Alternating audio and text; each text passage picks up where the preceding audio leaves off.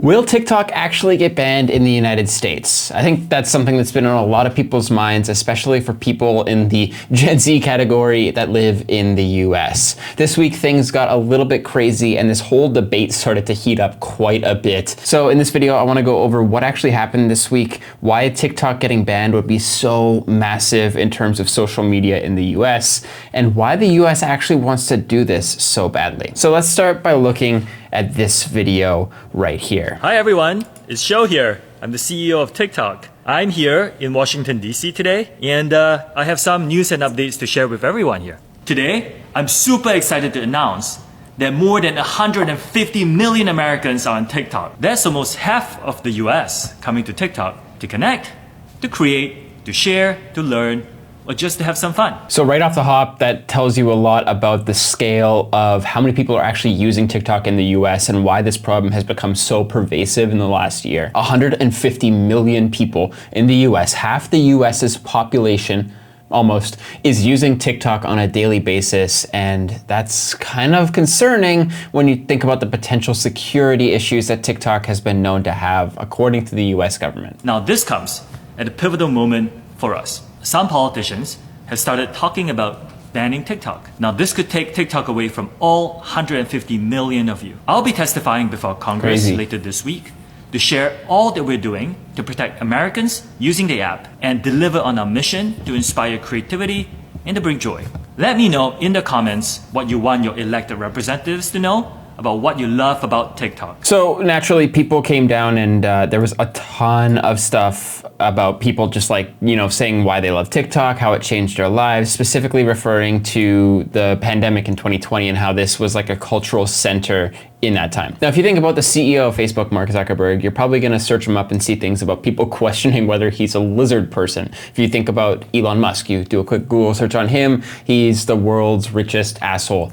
But after that video, if you go on TikTok and look up Shou Chew, there's people literally making fan cams about him and what he did this week. And Jules Turpak actually, she brings up a really good point to think no users paid attention to who the CEO of TikTok was just 3 days ago. To be honest, until 3 days ago, I couldn't have even told you who he was, what his name was, or what he even looked like. So after that, he obviously testified in Congress this week, and that led to a lot of the conversation that we're having now. So let's look into some of the key highlights from that Congress hearing. ByteDance is not owned or controlled by the Chinese government. It's a private company. Mr. Chew, has ByteDance spied on Americans at the direction of the Chinese Communist Party? No. Has ByteDance spied on American citizens?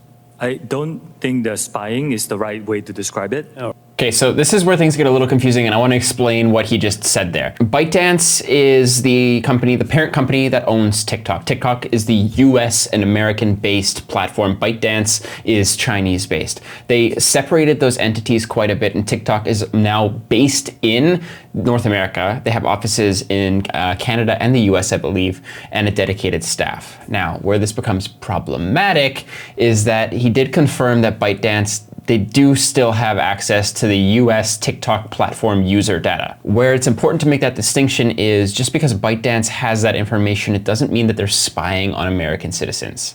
The same way that if a company based out of Belgium, like, I don't know, let's say Epidemic Sound, which I believe is based out of Sweden, they have US user data, but it doesn't mean that they're spying. They just have access to the data that users are sharing. TikTok notoriously has access to a lot more data than other platforms do, but still, they're not spying. People are voluntarily giving up that information. Where that can become problematic is if the Chinese Communist Party is getting information from ByteDance, then there's a lot of government spying going on, and that's actually spying. A platform getting information that was shared with them, that's not spying. We're committed to be very transparent with our users about what we collect. I don't believe what we collect is more than most players in the industry. My problem here is you're trying to give the impression that you're going to move away from Beijing and the Communist Party. You're trying to give the impression that you're a good actor. But the commitments that we would seek to achieve those goals are not being made today. I have seen no evidence that the Chinese government has access to that data. They have never asked us. We have not provided. Well, you know what? I find that actually preposterous. You couldn't take action after 41 days when a clear threat, a very violent threat to the chairwoman of this committee and the members of this committee was posted on your platform, you damn well know that you cannot protect the data and security of this committee or the 150 million users of your app. The algorithm drives a great user experience for many, many users. Yes, there are some bad actors who come in and post violative content, and it's our job to remove them. But the overwhelming experience is a very positive one. Okay, so where this, again, I was saying the problem that arises with this Congress hearing, it's the same thing that happened when the CEO of Google testified before Congress, when Mark Zuckerberg testified before Congress. There's one glaring problem, and that's that most people, most of the House of Representatives, they don't understand how the platforms that they're using on social media actually work. What they are very well aware of is that as a federal employee of the United States government, they are not allowed to have TikTok, which creates an inherent bias for them to dislike the app because of what they've been told by a policy. Has ByteDance actually given information to the Chinese Communist Party? Maybe. Are they going to be honest about it if that's the case? Probably not, because the Chinese Communist Party would use that as an advantage. Maybe he is trying to come off in a good light, but I think there's a certain level of questioning that would actually get the answers that they want that they didn't go down. They didn't really ask the questions that would actually help them to find out more information, like does the CCP have a backdoor in the ByteDance platform, and does that backdoor extend all the way to the TikTok US platform? They didn't ask those questions. They just asked questions about the algorithm and things that ultimately are problems with all social media platforms. You have not given straightforward answers. We don't find you credible on these things. So that right there, it's just an attack on him, which tells me that they maybe weren't as prepared for this as they wanted to be. I think the thing that you're probably wondering is, why does the US actually want to ban TikTok in the first place, beyond the reasons that I've already mentioned? And number two, what is the impact actually going to be if they do follow through with this? Remember, at this point, both the US and Canadian governments have banned all federal employees, that's like military, federal contractors, politicians, from having the TikTok app on their phone, which is fair. A lot of those phones are government owned and they have a lot of intel that's not worth risking. Let's figure out why they actually want the platform to get banned. The CEO said that China-based ByteDance employees still have access to some US data. He said that that won't be the case once its mitigation plan called Project Texas is complete. So they're aiming to secure the data of US users. They are aware of the threat that's been going on since 2020 of their platform getting banned and the financial loss that will happen if that does occur. US advertising is worth a lot more than basically any other country in the world, so they don't want to lose that user base. US officials fear that user data accessed by ByteDance could eventually reach the Chinese government based on a Chinese law that allows the government to obtain inside information from companies based there for purportedly national security purposes. What is the benefit of the users that are on the platform now? What is the government actually going to get from that? Especially when the US-China relations are already as bad as they are, and now only getting worse after this balloon incident that happened a few weeks ago, and the fact that we're talking about banning TikTok, that's also making this worse because there's a lot of US politicians openly bashing China. Here's the reason why I truly believe the US wants to ban this platform.